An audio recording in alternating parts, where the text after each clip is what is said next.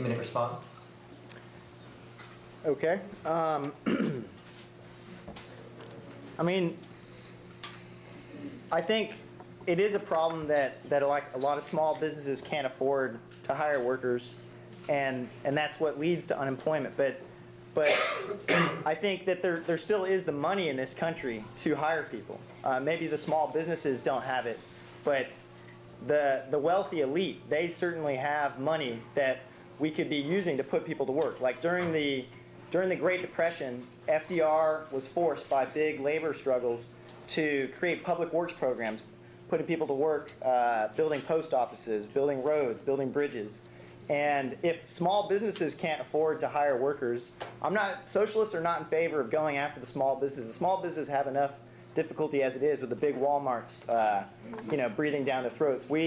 Our problem more is with big business. We have no real problem with small business, and we think those big businesses should put people to work. If they say that they don't have the money to hire people and they have to do layoffs, first of all, I would question that. We should say they should open their books and really show us the numbers. Like they often will claim they have to do these layoffs. Meanwhile, they're giving themselves giving the CEOs bonuses and salaries. We should demand that their records be open to public scrutiny so we can really see if they can hire people. And if the private businesses won't hire people, then we should tax that extreme wealth that they have and use that money to have the government hire people.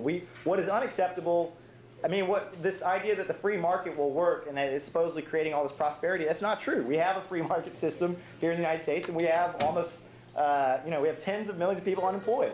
So again, I think the ideology of capitalism, it sounds nice. If you look at the reality, it's not working. So we need to have state intervention in the economy. We need to have, we need to take measures that if the market is not putting people to work, that's unacceptable for those millions of people that are unemployed and the tens of millions of the rest of us who are worried that we could be laid off at any moment. There has to be more security in the economy. There's no reason that we have to live like that. So I would advocate, the other thing I would say is we should be prepared to nationalize, I have to end now, but we should also, if the companies won't hire people, then the government should take over those companies and nationalize them and then use them to hire people. Oh, wow.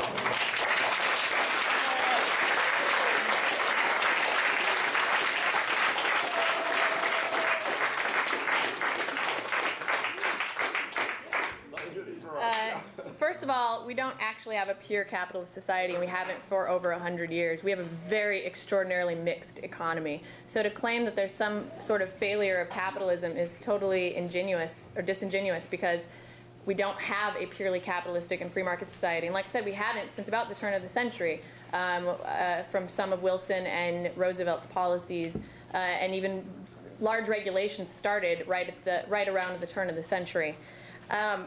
But again, let's go back to the question of rights. Nobody has the right to tell someone else how to dispose of their product, their property, or their wealth. So just because you feel like they need to hire somebody and they need to do this, well, it's too bad. You don't get to tell them how to do that. Just like they don't get to turn around and tell you what to do with your property.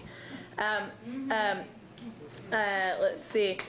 Government does not produce any wealth. Government doesn't produce anything. All they do is take wealth from the private sector, the people who are producing, the workers, and the people that invest in the workers, everybody in the private sector. Government takes wealth from there and just redistributes it.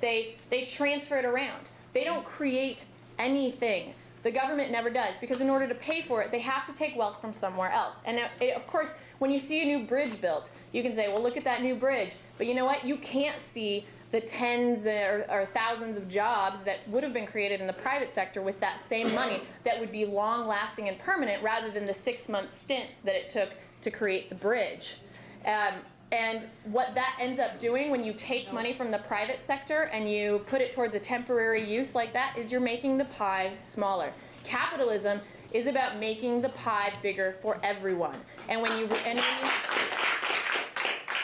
remove money and wealth, remember, wealth is property that you produce. It's things that you produce. It's not just money.